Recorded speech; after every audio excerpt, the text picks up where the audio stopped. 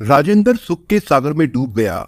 मोहर श्री का स्पर्श उसके मन की भावनाओं को हवा दे रहा था।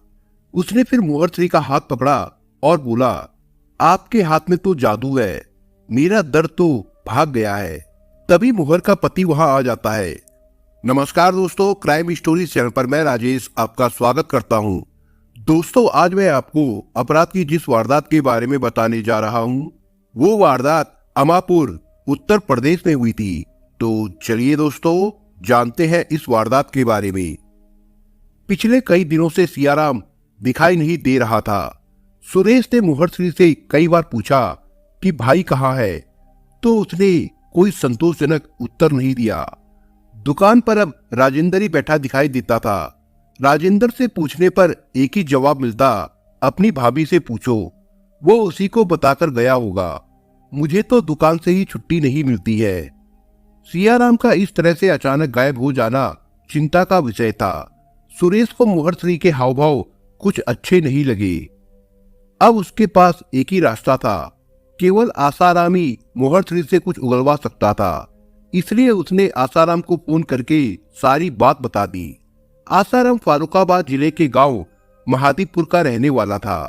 आसाराम ने ही पिता की मौत हो जाने के बाद बहन की शादी सियाराम के साथ करवाई थी। सियाराम कुछ सालों से काशीराम नगर जिले के कस्बा अमापुर में अपना मकान बनाकर रहने लगा था। सियाराम एक तरक्की पसंद आदमी था। अपनी कोशिशों से उसने कस्बे में एक दुकान भी खरीद ली थी और राजेंद्र निवासी अमापुर के साथ साझेदारी में कपड़े का व्यापार भी शुरू कर दिया था। हालांकि आसाराम को साझेदारी वाला मामला पसंद नहीं आया, पर सियाराम ने कहा, भाई साहब, पैसे की कमी की वजह से साझेदारी करनी जरूरी थी। फिर मैंने ये भी सोचा कि राजेंद्र मेरा दोस्त है, व्यापार में साथ देगा तो व्यापार में तरक्की भी होगी। आसाराम ने सोचा शायद यही सही हो, इसलिए उसने कुछ नहीं कहा। करीब एक साल तक साझेदारी चलती रही, पर एक दिन आसाराम को पता चला कि सियाराम की राजेंद्र के साथ साझेदारी टूट गई है। तो उसने फोन पर सियाराम से पूछा, तो जवाब मिला, भाई साहब, जब आप यहाँ आए तो खुद ही अपनी बहन से पूछ ले। आसाराम हैरान हुआ, बहन से पूछने का क्या मतलब? उसकी समझ में कुछ नहीं आ रहा था। लेकिन सुरेश ने जब फोन करके बताया कि सियाराम कई दिनों से कस्बे में नहीं दिखाई दिया है और दुकान पर भी आजकल राजेंद्र बैठता है, तो वो हैरान हो गया। अगले दिन आसाराम कस्बे में आ गया। सियाराम के घर जब वो पहुंचा तो भाई को देखकर मोहर श्री हैरान हो गई। उसने पूछा, भैया तुम यहाँ कैसे? कुछ खबर तो कर दी होती। मोहर श्री, सियाराम कहाँ गया है? आसाराम ने पूछा। भैया वो तो दिल्ली जाने की बात कहकर गए थे, पता नहीं अभी तक क्यों वापस नहीं आए, लेकिन मुझे उम्मीद है वो जल्दी ही आ जाएंगे। मोहर ने बेफिक्री से कहा। मोहर श्री, ये बताओ कि सियाराम से तो राजेंद्र की साझेदारी टूट चुकी है, फिर राजेंद्र दुकान पर क्या कर रहा है? वो किसकी इजाजत से दुकान खोलता है? आसाराम ने पूछा।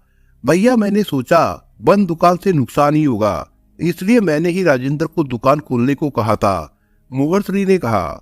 बहन की बात आसाराम को समझ में नहीं आई। सियाराम ने किसी खास कारण से ही साझेदारी तोड़ी थी, फिर मोहर श्री ने ऐसा क्यों किया? आसाराम के दिमाग में कुछ खटका, लेकिन पहले ये पता लगाना जरूरी था कि सियाराम कहाँ है। इसलिए वो दिल्ली चला गया, जहां से सियाराम माल लाता था। वहां जाकर पता चला कि सियाराम तो वहां आया ही नहीं है। ये तो और चिंता की बात थी। इसी बीच किसी ने आसाराम को बताया कि उसने सियाराम को थोड़े दिन पहले ट्रेन द्वारा कायमगंज जाते देखा था। उसी कायमगंज में रेल से किसी आदमी के कटने की भी खबर मिली थी, वहां जाकर पता कर लो। आसाराम फिर कायमगंज जीआरपी में गया। पूछने पर पता चला कि हफ्ते भर पहले एक आदमी की लाश रेल की पटरी पर मिली थी। जीआरपी ने लाश का फोटो दिखाया तो सियाराम के फोटो को आसाराम ने पहचान लिया। बहनोई की मौत से आसाराम बहुत दुखी था। मोहर श्री को आसाराम ने जब सियाराम की मौत के बारे में बताया तो वो फूट फूट कर रोने लगी। दिसंबर माह में सियाराम की मौत हुई थी। आसाराम ने मोहर श्री को अपने साथ ले जाना चाहा, मगर उसने मना कर दिया। लेकिन जनवरी में जब मोहर श्री ने एटा की अदालत में राजेंद्र के साथ शादी कर ली तो आसाराम का दिमाग ठनका। मोहर श्री शादी के कई साल के बाद भी मां नहीं बन पाई थी। इसलिए उसके मायके वाले भी दुखी थे। सियाराम की मौत के बाद आसाराम ने सोचा था कि वो मुहर्श्री को अपने घर ले जाएगा और यदि वो चाहेगी तो उसकी दोबारा शादी करवा देगा। लेकिन अपनी बहन का ये कदम उसकी समझ में नहीं आया। मोहर ने उसे ये बात क्यों नहीं बताई कि वो राजेंद्र से शादी करना चाहती है। आसाराम को लगा कि जरूर दाल में कुछ काला है। वो फिर अमापुर आ गया। उसने आसपास के लोगों से जानकारी ली तो लोगों ने अपना मुंह खोला और आसाराम को बताया कि राजेंद्र के साथ मुहर्श्री के नाजायज संबंध थे, जिनके चलते उसका पति बहुत नाराज रहता था। घर में तनाव बना रहता था और एक दिन सियाराम ने राजेंद्र से साझेदारी खत्म कर ली। आसाराम हैरान रह गया। उसकी बहन ऐसा भी कुछ कर सकती है, उसने कभी सोचा नहीं था। गुस्से में भरा आसाराम अब सब समझ गया था। वो समझ गया कि सियाराम का एक्सीडेंट नहीं हुआ बल्कि उसका कत्ल किया गया था। आसाराम की समझ में नहीं आ रहा था कि अब वो क्या करे। वो मोहर से मिले बिना ही अपने घर वापस चला गया और अपने छोटे भाई मुन्ना लाल को सारी बात बताई। फिर उन्होंने तय किया कि वो पुलिस के पास नहीं जाएंगे, क्योंकि यदि पुलिस को शिकायत की तो मुहर्श्री भी फंस जाएगी। इसलिए अब वे खुद ही राजेंद्र को सबक सिखाएंगे। फिर उन्होंने राजेंद्र के नाम मौत का फरमान जारी कर दिया। वो सुबह आम दिनों की तरह ही हुई थी, पर राजेंद्र को नहीं मालूम था कि ये सवेरा उसके लिए कितना खतरनाक होगा। चाय नाश्ता करने के बाद वो दुकान को निकला तो रास्ते में उसे वीरेंद्र मिल गया। वीरेंद्र ने कहा, भैया आप खबरदार रहे, आज मैंने आसाराम और मुन्ना लाल को देखा है। ये सुनते ही राजेंद्र के चेहरे पर हवाइयां उड़ने लगी। वहां से राजेंद्र उल्टे पांव वापस लौट आया। घर आकर उसने मुहर्श्री से कहा, तुम्हारे दोनों भाई यहाँ आ गए हैं, वे जरूर कुछ करेंगे। मुहर्श्री ने कहा, तुम कहीं दूर चले जाओ, पता नहीं क्या कर बैठे हो। जब हालात सुधर जाए तो मैं तुम्हें फोन कर दूंगी। इसके बाद राजेंद्र ने कुछ पैसा अलमारी से निकाला और बाहर निकल गया। लेकिन अगले ही पल मुहर्श्री ने गोलियों की आवाज सुनी तो वो भागती हुई बाहर आई। उसने देखा कि राजेंद्र सड़क पर ढेर पड़ा था। रो रो कर उसका बुरा हाल हो गया। भीड़ इकट्ठा हो गई। कुछ ही देर में पुलिस को भी खबर मिल गई। पुलिस ने लोगों से पूछताछ की और लाश को पोस्टमार्टम के लिए भिजवा दिया। वीरेंद्र ने अपराध संख्या 297/9 धारा 302 120 में आसाराम और मुन्ना लाल के खिलाफ रिपोर्ट दर्ज करा दी। पुलिस अब उन दोनों के पीछे लग गई। 4 दिनों बाद दोनों को पुलिस ने कासगंज रेलवे स्टेशन पर दबोच लिया और जेल भेज दिया। आसाराम ने कहा कि राजेंद्र को मौत की नींद सुलाने का उसे कोई गम नहीं है। राजेंद्र ने उसके बहनोई को धोखे से मारा और बहन के साथ घर बसा लिया। सारा समाज हम पर थू थू कर रहा था। उनके पास कोई दूसरा चारा नहीं था। पुलिस की विवेचना में अवैध संबंधों का मामला सामने आ गया। थाना इंचार्ज MP शर्मा ने छानबीन की तो जो कहानी सामने आई वो कुछ इस तरह से थी। अलीगंज जिला एटा के गांव मिहुता का सियाराम अपने भाग्य को आजमाने के लिए काशीराम नगर जनपद के कस्बा अमापुर में आ गया, जहां पहले उसने सुभाष नगर में एक मकान खरीदा और फिर बाजार में दुकान खरीद ली। अब वो कोई व्यापार जमाने की बात सोच ही रहा था कि उसके लिए फारुखाबाद के गांव महादीपुर से रिश्ता आ गया। आसाराम के माँ बाप नहीं थे। बहन मुहर्श्री की शादी का भार भी आसाराम पर ही था। इधर सियाराम के माँ बाप भी मर चुके थे। एक भाई था सुरेश, जो गांव में ही रहता था। रिश्तेदारी सियाराम के लिए लड़की तलाश कर रहे थे। रिश्तेदारों ने सियाराम से कहा, व्यापार जमाना तो तुम्हारे अपने हाथ में है। अच्छा रिश्ता आया है, पहले घरवाली ले आओ जो 2 रोटियों का इंतजाम कर दे। रिश्तेदारों की बात मानकर सियाराम ने लड़की को देखा और शादी करने के लिए हामी कर दी। फिर मुहर्श्री बहू बनकर सियाराम के घर पर आ गई। उसने सियाराम के तन्हा घर को खुशियों से भर दिया। अब सियाराम के लिए जिंदगी के मायने ही बदल गए। सियाराम के एक एक कर कई साल बीत गए, लेकिन मुहर की गोद सूनी ही रही। बच्चे की कमी ने मुहर्श्री के मन में तनाव पैदा कर दिया था, जिसका असर उनके दाम्पत्य जीवन पर भी पड़ा। इधर सियाराम ने खुद को बाजार में खपा दिया। उसने अपने दोस्त राजेंद्र के साथ साझेदारी कर ली। राजेंद्र की पत्नी मर चुकी थी, इसलिए उसका अधिकतर समय दुकान पर ही बीतता था। एक दिन सियाराम राजेंद्र को घर ले गया और रात का खाना वहीं खिलाया। पता नहीं मुहर में ऐसा क्या था जो राजेंद्र को भा गया। अब मुहर भी सोते जागते उसके ख्यालों में रहने लगी। वो उससे फिर मिलने का बहाना ढूंढने लगा। राजेंद्र ने सियाराम के घर कई बार फेरे भी मारे, लेकिन हर बार निराशा ही हाथ लगी। लेकिन राजेंद्र ने हार नहीं मानी। वो एक मौके की तलाश में था। एक दिन वो मौका राजेंद्र के हाथ आ गया। सियाराम को दिल्ली जाना था माल लाने के लिए। राजेंद्र का मन उत्साह से फूल गया। उसने तय किया कि सियाराम के जाने के बाद वो मुहर्श्री से मिलेगा और उसके मन में अपने लिए प्यार जगाएगा। सियाराम को वो खुद बस में बैठाकर आया और निश्चिंत हो गया। उस दिन उसने दुकान तो खोली पर उसका मन नहीं लगा। दोपहर में उसने दुकान बंद की और सीधा सियाराम के घर जा पहुंचा। मुहर्श्री ने कहा, क्या बात है, दुकान नहीं खोली? नहीं, दुकान तो खोल दी है, पर मैं घर खाना खाने जा रहा था। अब पता नहीं वीरेंद्र की बीवी ने खाना बनाया भी होगा कि नहीं। हो सकता है कि देर हो जाए। राजेंद्र ने सिर खुजाते हुए कहा, अरे परेशान क्यों हो, बैठिए, 15 मिनट में खाना तैयार होता है। ये कहकर मुहर्श्री रसोई में चली गई। राजेंद्र वहीं बैठकर सोचने लगा कि उसे क्या करना चाहिए। उसका दिमाग तेजी से दौड़ रहा था। तभी मुहर्श्री खाना लगाकर ले आई। राजेंद्र ने कहा, अरे इतना जल्दी? ओहो, आप तो बहुत ही कुशल गृहिणी है। वीरेंद्र की बीवी तो घंटों में खाना बनाती है। इसके बाद वो खाना खाने लगा। खाना खाकर उसने थाली एक और रख दी। फिर बोला, जब से लक्ष्मी मरी है पहली बार अच्छा खाना खाया है। आप कितनी अच्छी है। अपनी तारीफ मुहर को अच्छी लगी। उसने कहा, जितने भी दिन वो यहाँ नहीं है आप दोपहर को यही खाना खाए ताकि दुकान का हर्ज ना हो। राजेंद्र को तो यही चाहिए था। अगले दिन वो दोपहर में खाना खाने मुहर्श्री के घर चला गया। उसने फिर जी भरकर मुहर्श्री की तारीफ की। फिर एकाएक बोला, कितना अच्छा होता जो इस घर के आंगन में एक बालक खेल रहा होता। मुहर हैरान हो गई। फिर बोली, सब भगवान की माया है। अपनी किस्मत में औलाद का सुख नहीं है। किस्मत को मत कोसिए। मैंने सियाराम को कई बार समझाया कि चलो डॉक्टर को दिखा देते हैं, लेकिन वो तो सुनता ही नहीं है। मेरा बेटा ननिहाल में रहता है, नहीं तो मैं उसे ही आपके पास छोड़ देता। ये कहकर राजेंद्र उठ गया। मुहर्श्री औलाद के मामले में भावुक हो गई, लेकिन उसने अपने आंसू छिपा लिए। राजेंद्र खुश था, उसका तीर सही जगह पर लगा था। तीसरे दिन सियाराम आ गया, लेकिन अभी राजेंद्र अपने मन की बात मुहर्श्री को नहीं कह पाया था। इसलिए सोच रहा था कि अब वो क्या करे।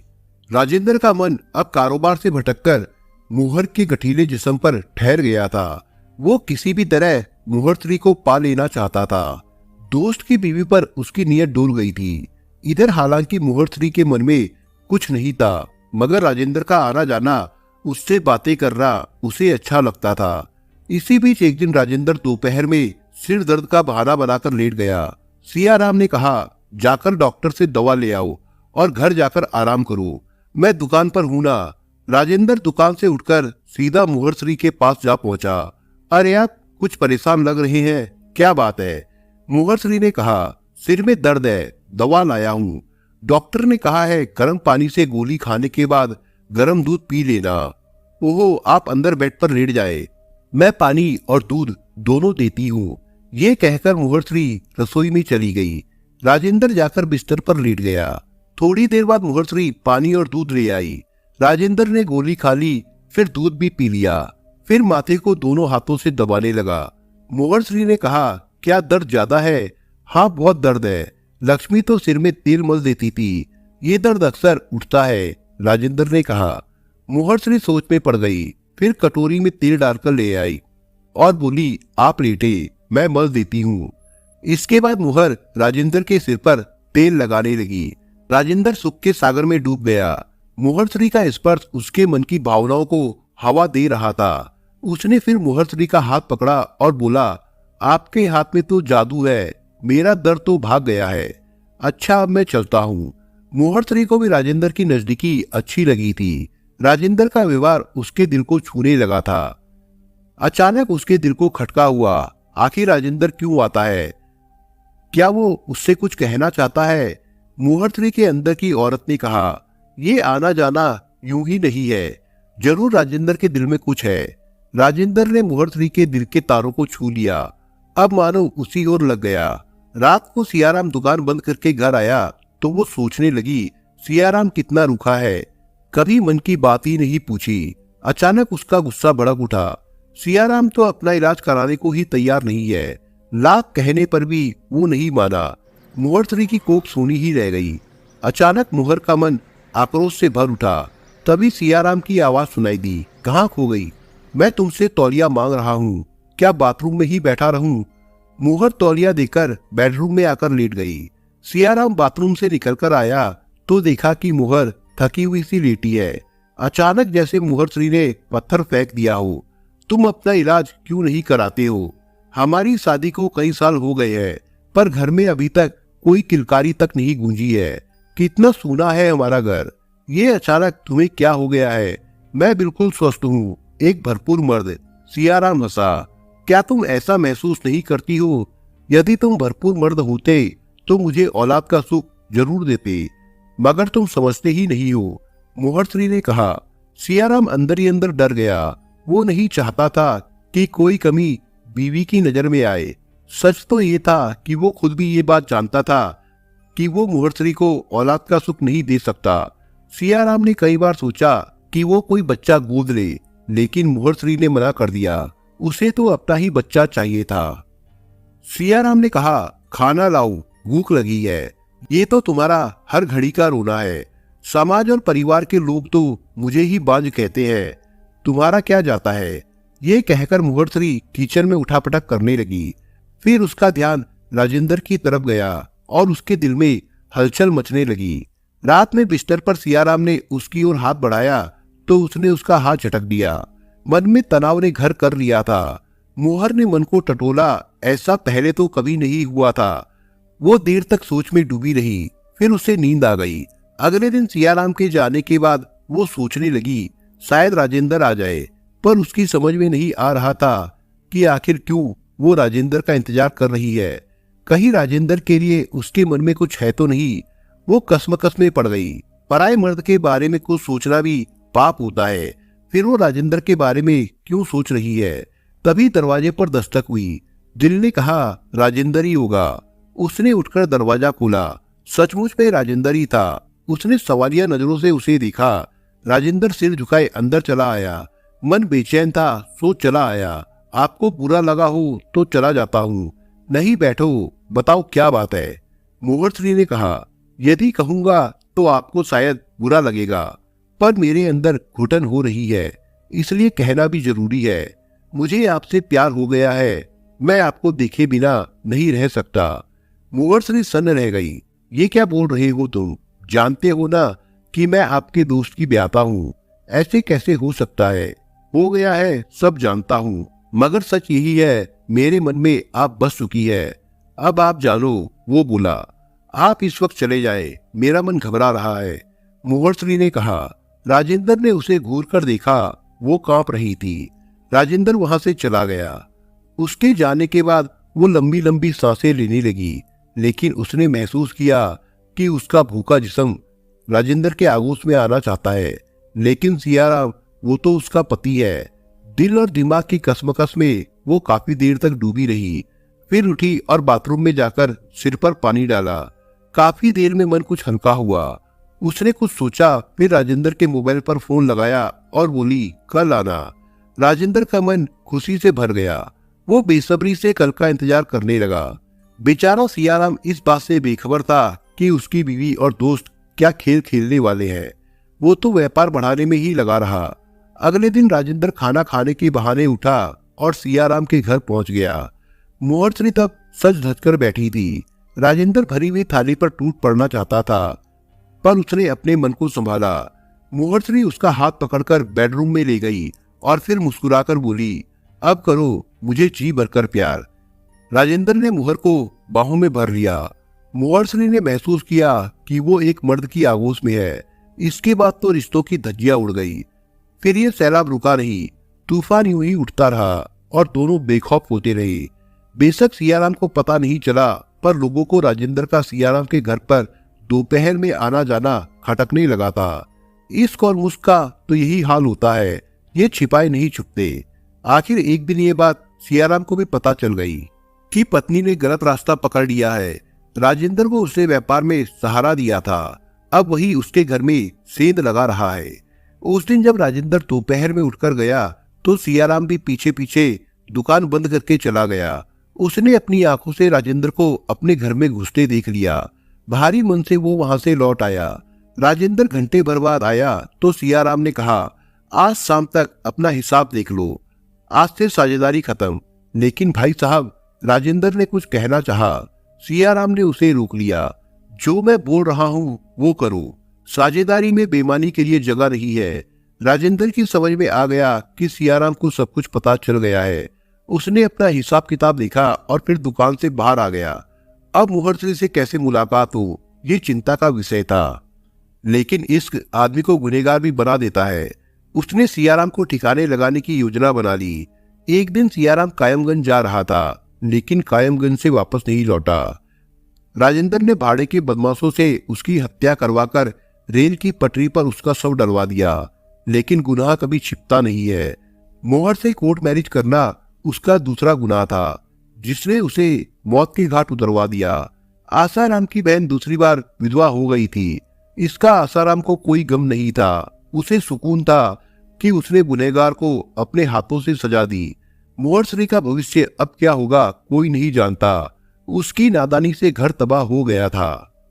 दोस्तों, आप अगर चैनल पर नए हो तो आप चैनल को सब्सक्राइब करने के साथ कमेंट बॉक्स में इस कहानी के बारे में अपने विचार जरूर लिखिएगा। मिलता हूं एक नई कहानी के साथ, तब तक के लिए अपना ख्याल रखिएगा। धन्यवाद।